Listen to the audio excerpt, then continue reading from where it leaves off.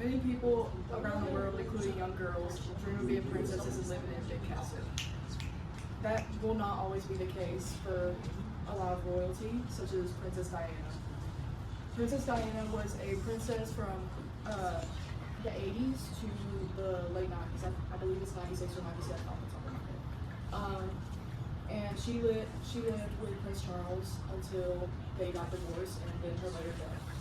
My name is Bailey Guidry, and I'll be showing my computer tribute to Princess Diana, Lady of Wales.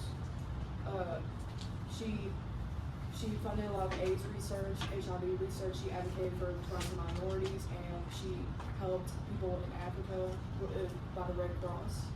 And she did a lot of charity research. She funded over 100 different charities. And the thing about her is strength comes from within.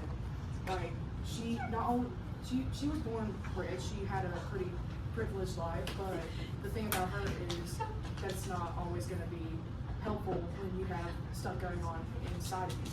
But you do not let that change you. And that Princess Diana is a prime example of that. Her youth, like I said, very privileged. She was born to a family rich socialists, and she got to go to Kent School, which you can see in this image. She went here until she went to boarding school, until she went here. And then she failed all her O test, which is a standardized test you take at the end of high school. There. And she was an excellent swimmer here, and that's one of her achievements. Her jobs after that ranged from being a nanny, cook, and she also was a kindergarten assistant, which this is either her being a nanny or kindergarten assistant, I'm not sure. But she loved to work with the children. She loved to inspire children to be themselves, and that's what we see here for her jobs. This is her as an assistant for the kindergarten. As you see, the building seems like a school to me. So I'm pretty sure this is a picture of her working here. And when she becomes a royal, she marries Prince Charles III, heir to the royal throne. That's how she becomes royalty. From then, her marriage was really rocky.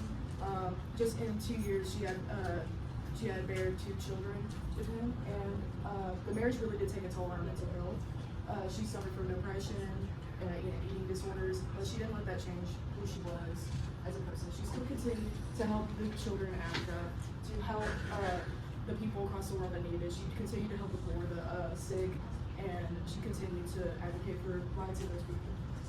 And this continued up until her death, and I believe it's August 31st, 1996 or 1997.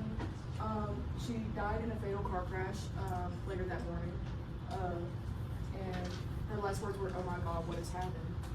And as you can see, nobody could have survived this. It's truly tragic to see such a tragic end to a public figure that was lived on. Like I said, this is a picture of her. She was known as the People's Princess, and her tributes still go on today. She was very influential to the public. She inspired people to go on and become better. And my final thought is, think of what Princess Diana, if you go through something tough, think of what Princess Diana did and still continue to give and be kind and anything like that, no matter what you did.